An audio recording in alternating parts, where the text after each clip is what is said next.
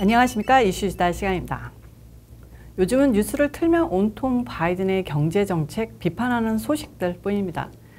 자, 현재 원유값이 $100 안팎을 왔다 갔다 하고 있습니다.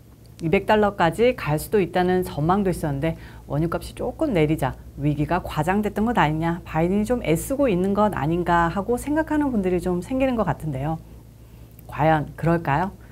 경제학자들은 인플레가 갈 때까지 가면서 원유, 곡물, 금값 등이 하락하는 시기가 생각보다 훨씬 빨라서 오히려 당혹, 아니 공포스러워하고 있습니다.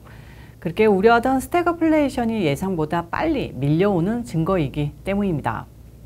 자, 이렇게 주요 원자재 가격이 하락하는 것은 미래가 불투명해서입니다. 원자재 시장 가격은 2-3개월 후 원자재에 대한 수요를 예측해 결정되는데요. 투자자들이 2-3개월 후 세계 경제가 본격적으로 미끄러진다, 위기가 가시화된다, 리세션, 즉 경기 침체가 올 것이다 라고 결론 지었기 때문에 원유, 곡물 등의 가격이 빠르게 내려가고 있는 겁니다.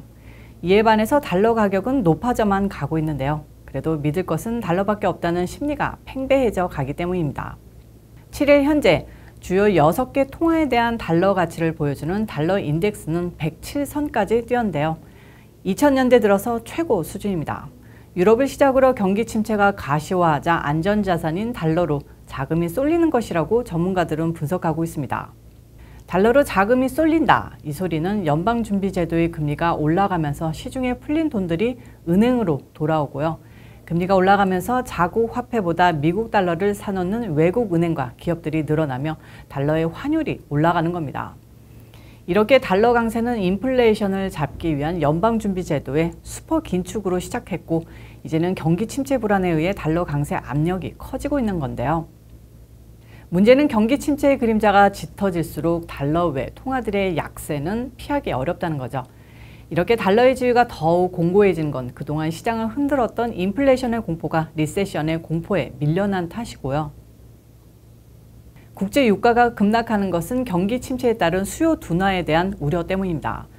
참고로 국제 유가가 배럴당 $100 아래로 떨어진 건 지난 5월 11일 이후 처음입니다. 직접적인 유가 하락 원인은 향후 경기 침체 내지 둔화로 에너지 수요가 위축될 것이라는 전망이 나와서입니다. 불과 며칠 전까지만 해도 JP모건은 러시아 원유 공급이 줄어들 경우 브렌트유가 배럴당 $380까지 치솟을 수가 있다는 경고를 내놨었는데요. 하지만 시티그룹은 5일 경기 침체 시나리오 때 브렌트유 가격은 연말에 배럴당 $65 수준으로 떨어질 수 있다며 분위기는 급변했습니다. 원유뿐만이 아닙니다. 최대 곡창지인 러시아와 우크라이나 전쟁으로 수급 불안을 겪었던 곡물 가격마저 급락하고 있는데요. 옥수수 선물이 21% 떨어지며 부셜당 592.25센트에 거래됐고요. 금조차도 트라이온스당 $1,760 선입니다. 3월까지만 해도 금은 트라이온스당 $2,000가 넘게 거래됐던 바 있습니다. 자, 그럼 이제 이렇게 생각하는 분들 있을 겁니다. 유가 떨어지고 달러가 강해지면 미국은 더욱 만세 아니야? 바이든이 결국 망해가던 미국의 경제 위기를 되살린 거네. 이런 생각하시는 분들이 국제 유가가 갑자기 하락하는 기조가 민주당과 띠입수가 중간선거를 앞두고 막판 경제 살리기에 올인하면서 성과를 올리는 것 아니냐는 음모론을 내세우시는데요.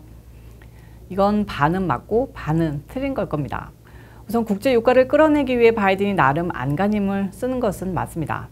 목숨 걸고 나서도 움직이지 않던 유가가 사실은 미국 경제가 죽을 쏠 것이라는 중단기 전망이 나오면서 스스로 내려오는 건데요.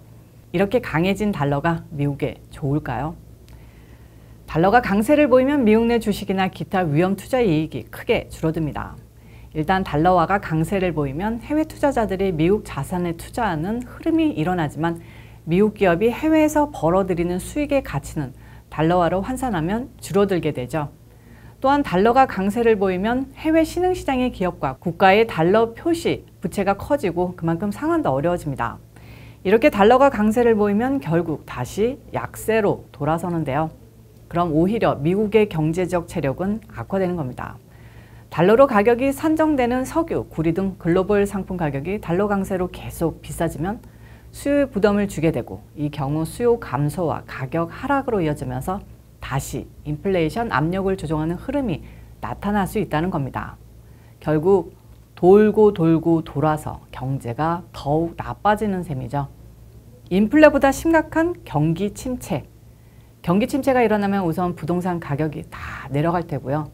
국민들의 소비가 줄면서 기업들의 이익이 또 확 줄면서 영향이 미치게 됩니다. 그렇게 되면 공장이나 기업에서 인력을 줄이게 되고 실업자들이 또 크게 늘어나겠죠. 이게 1년 안에 닥쳐올 미국의 미래인데 대통령이 복귀하는 2024년까지 미국이 온전히 남아있을까 걱정하는 까닭입니다.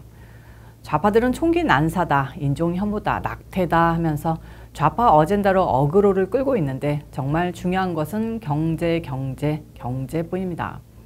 하지만 경제 위기 극복은 보수적인 우파의 경제 정책만이 그 위기를 극복할 수 있는 길입니다. 지금 대통령 캠프는 2024년 정권 탈환을 기정사실화하고 경제 위기 극복을 위한 전략을 짜는데 부심한 것으로 전해지고 있습니다. 자, 여러분들도 희망 잃지 마시고 새벽이 오기 전에 가장 어둡다는 darkest hour. 미국이 현재 그 가장 어두운 새벽의 직전에 와 있는데 모두들 슬기롭게 이 위기를 극복하시길 바랍니다. 아니, 함께 극복해 나가길 바랍니다. 오늘 이슈 이슈다는 여기까지입니다. 시청해주셔서 감사합니다. 오늘도 변함없이 좋아요, 구독, 알림 설정까지 꾹꾹꾹 눌러주시고요. 저는 또 다음 영상에서 찾아오도록 하겠습니다. 빠이.